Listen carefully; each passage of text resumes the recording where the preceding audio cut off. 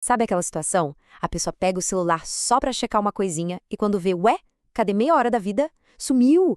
A gente entra naquele feed de notícias e de repente parece que entra num transe, só rolando a tela sem parar. É uma experiência que, nossa, todo mundo conhece. E é exatamente sobre esse fenômeno que a gente vai conversar hoje. A grande pergunta que guia essa análise é essa aí. Afinal, por que parece que a gente perde o controle? Que poder é esse que esses aplicativos têm sobre o nosso tempo, sobre o nosso foco? A resposta, olha, é bem mais complexa do que parece, e a gente vai desvendar isso juntos. Ok, vamos começar a mergulhar nisso. O ponto de partida é a famosa rolagem infinita. Sabe, aquela função que faz o conteúdo simplesmente não acabar nunca. É por aí, por essa porta de entrada, que a gente começa a entender as forças bem maiores que estão em jogo. E aqui está o primeiro ponto que é crucial entender. Essa dificuldade toda em largar o celular não é uma falha pessoal. Não tem a ver com falta de disciplina. Pelo contrário, essa experiência é o resultado de um design, de uma arquitetura que foi pensada exatamente para causar esse efeito. É de propósito. Para a gente entender esse design, primeiro a gente precisa dar um passo para trás e olhar para a nossa própria biologia. Vamos falar um pouco da química do nosso cérebro e de uma molécula bem específica que está no centro de tudo isso, a dopamina.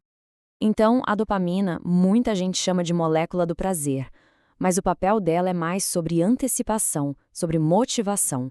É o que faz a gente buscar coisas que o cérebro acha que vão ser uma recompensa.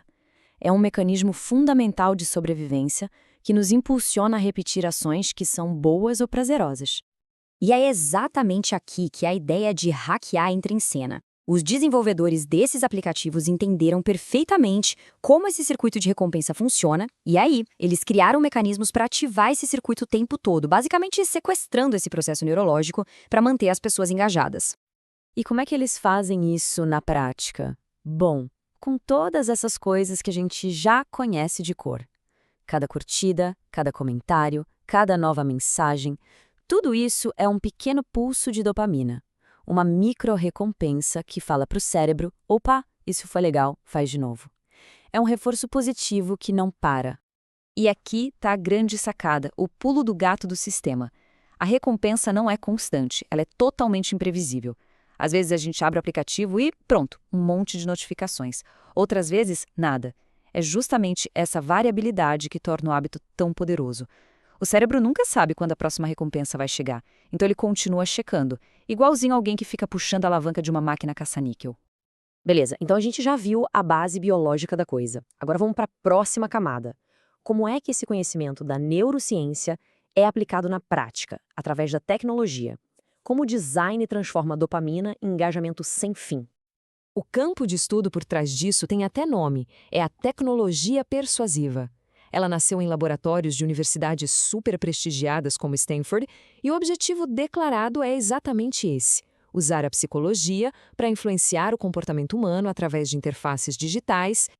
É bem importante a gente notar a distinção que os próprios designers fazem, tá?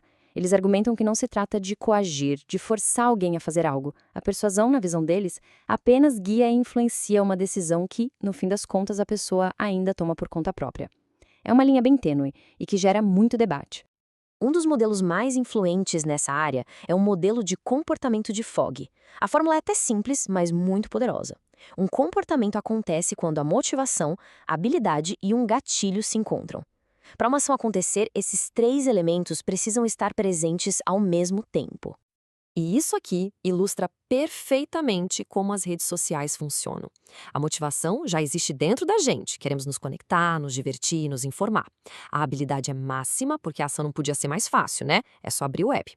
E o gatilho? Bom, o gatilho está sempre lá, seja uma notificação, um ícone vermelho ou até um sentimento de tédio. A combinação é simplesmente perfeita. Partindo desse modelo de Fogg, o conceito foi aprofundado com o modelo Hook, que a gente pode chamar de modelo do gancho de Nir e Al. Ele detalha como transformar essa ação única em um hábito que se repete sozinho. Esse modelo cria um ciclo, um loop. O gatilho leva à ação, a ação leva a uma recompensa imprevisível.